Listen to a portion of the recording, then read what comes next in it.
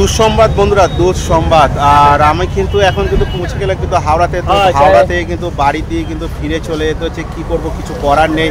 আর আমার কিন্তু এখান থেকে যাবার যে সময়টা ছিল 8:25 ট্রেন, আমি কিন্তু সেইগুলো কিন্তু পরপর কিন্তু আমি যদি স্ক্রিনে দিয়ে দেবো, যেগুলো স্পেশাল যে ট্রেনগুলো কিন্তু হাওড়া থেকে ছাড়ছে। আর সেই ট্রেন কিন্তু স্পেশাল কিন্তু টোটাল কিন্তু 31 থেকে 4 তারিখ অবধি কিন্তু সব কিন্তু বাতিল হয়ে গেছে। আর যে ট্রেনগুলো সপ্তাহে একদিন দুদিন হাওড়া থেকে ছাড়ছে, তারপর হচ্ছে শিয়ালদা থেকে প্রতিদিনই ছাড়ে, সেটা হচ্ছে আজমির এক্সপ্রেস। আর হাওড়া থেকে যেটা ছাড়ছে প্রতিদিন, সেটা আছে নেতাজি এক্সপ্রেস। তাছাড়াও কিন্তু কলকাতা স্টেশন থেকেও ছাড়ছে।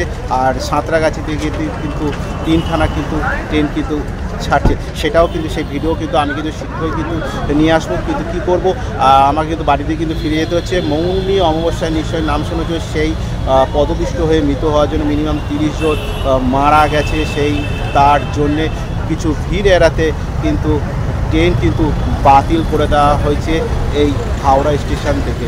আর যেটা আবার বলে দিচ্ছি, 31 তারিখ থেকে আপ টু 4 তারিখ যারা ভাবছো যে আমরা কিন্তু মুম্বাই স্পেশালের ট্রেন চড়ে এখান থেকে হাওড়া থেকে যাব প্রয়াগরাজের উদ্দেশ্যে, তো আমি তো বন্ধুরা তোমাদেরকে জানিয়ে দেবো। কিন্তু টোটাল কিন্তু তোমরা কিন্তু মাথা থেকে উড়িয়ে দাও যে আমরা কিন্তু এই 31 থেকে 4 তারিখের মধ্যে কিন্তু আমরা যেতে পারবো না।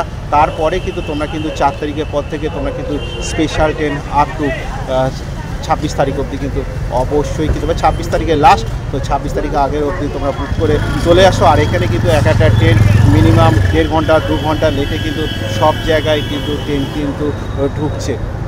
তাহলে চলো, শীঘ্রই দেখা আছে ঘুরতে ঘুরতে আবার তোমাদের সাথে নেক্সট কোনো অন্য ব্লগে আর অন্য কোনো জায়গা। তোমরা নিজেরা খেয়াল রেখো, ভালো থেকো, সুস্থ থেকো। জয় হিন্দ, বন্দে মাতরম।